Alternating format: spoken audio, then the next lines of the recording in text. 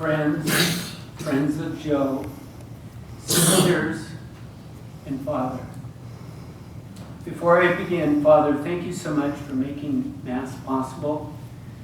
We all know here that your kind is getting harder and harder to come by these days. And without you, we couldn't have celebrated Mass.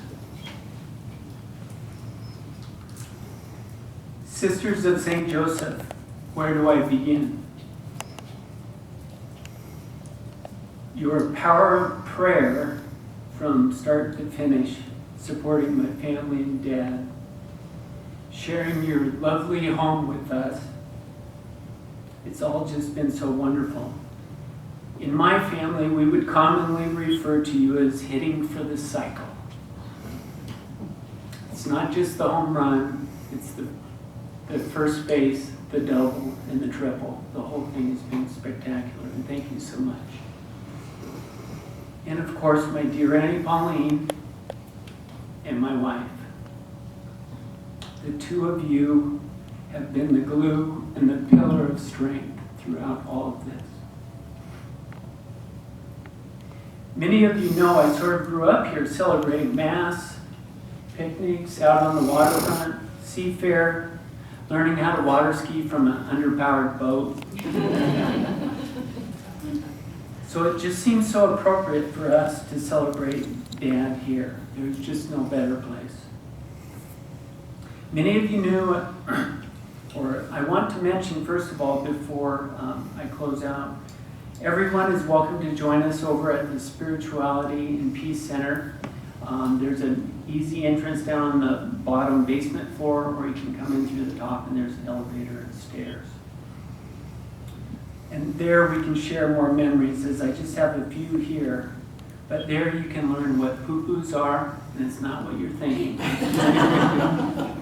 And I ask that you leave an email address, because there's a slide presentation of Dad, Joe, the friend, that we will share with you if you leave an email address. I have something I think is really special to share. And interestingly enough, it's not through my eyes. And if you've known me for any length of time, I often say the fruit never falls too far from the tree. And what I'm about to share is through the eyes of my children. And Dad was a very fruitful tree. Some would say a giving tree. If unable to finish, a good firefighter always has a backup plan. A plan B. I have someone that will step in and finish this, as Greg, who's normally always right, is taking bets that I can't finish. A quick story, back in 1995, Kim and I found out we were going to be parents. Naturally, you would run out, and who would you first tell? You would tell your parents, the future grandparents. So after we made our rounds in Seattle, we promptly booked a flight and flew to Honolulu around Thanksgiving, which was a common time for us to visit. And we typically stay and honor the fallen on Pearl Harbor Day and then come home. Well, Dad didn't exactly have the response I was thinking he'd come up with. There we were sitting under a palm tree at Digny Beach on Waikiki, if you know where that is. I told him, "You're going to be a grandpa." He replied, and I quote, "Well, son, I'm not going to be a grandpa until they can call me grandpa."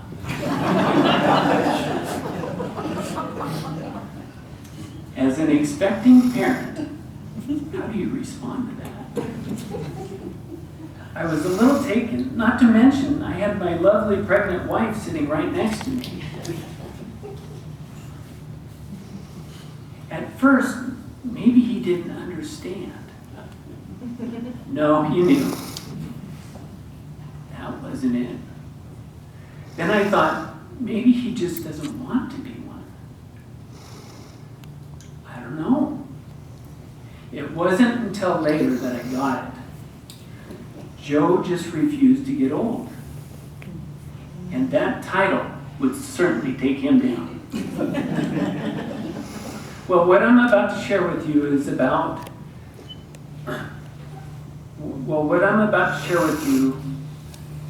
is being a grandparent only sped Dad up and put him into overdrive. Here are some memories from Robert Joseph, Jacqueline Amber, and Jalen Joseph Gerarden. Jalen Joseph. Dear Grandpa Joe, thank you so much for all the good times and life's lessons. I will always remember the rides from middle school football and the long hours of making meat pie. The best part of visiting you in Hawaii was watching the Star Wars movies with you with some Pog juice and some Fritos. You taught me how to crack a coconut and that everything has a purpose. I will miss going to the beach with you and climbing Cocoa Head Crater. In remembrance of you, I have written your name on my baseball cap. Every time I put it on, I will play for you.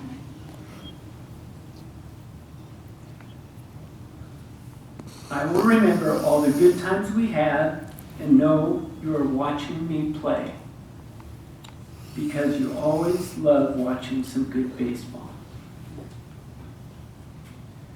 Jacqueline Amber, also known as Jax, spelled J-A-X. That was a nickname that Grandpa Joe gave her. Dear Grandpa Joe, I will always remember how innovative and creative you were around the house, especially since many of our inventions are at the home as friendly reminders of you. The best part of visiting you in Hawaii was seeing how proud you were of the Hawaiian culture and the excitement you had when showing us around the islands. Over the years, you taught me the importance of staying true to yourself.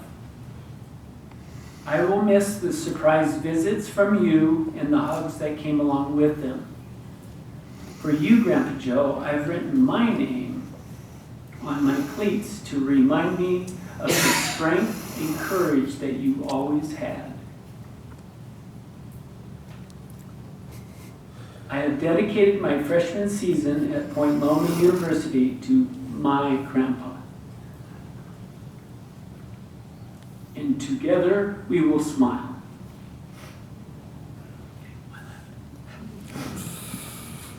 Robert Joseph Gerarden.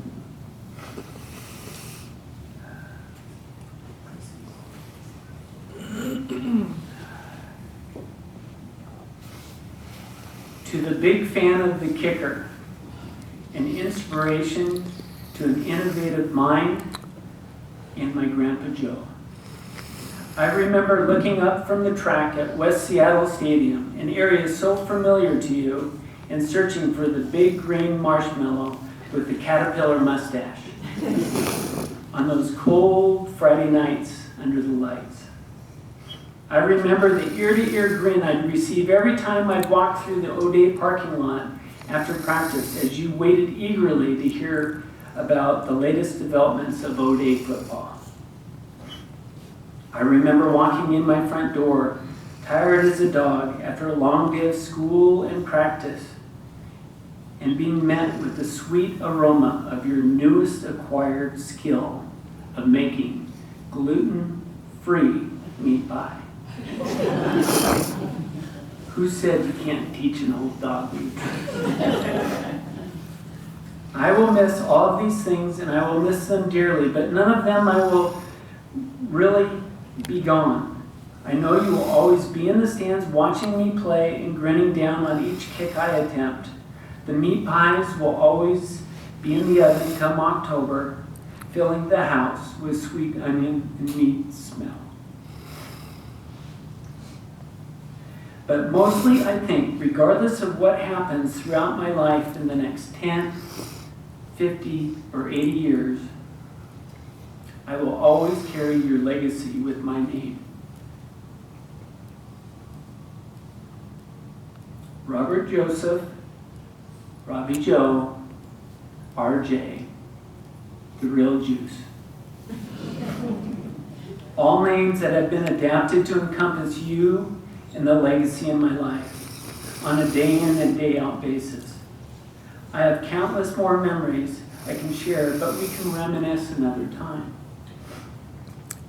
For now, to close things off, I want to reiterate a saying I heard time and time again from you during the last few years as I moved from high school to college.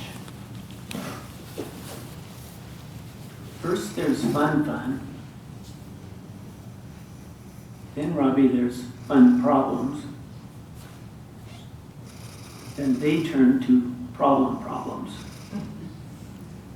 Context put this quote somewhere amongst an AA book that I have never seen nor picked up. It always reminds me of that stubborn passion you had for your grandkids. Grandpa, that is what I have learned most from you. Your stubborn passion, love, and desire to see us grandchildren succeed. That always resurfaced during our phone calls. So for this and so much more, I love you, Grandpa Joe.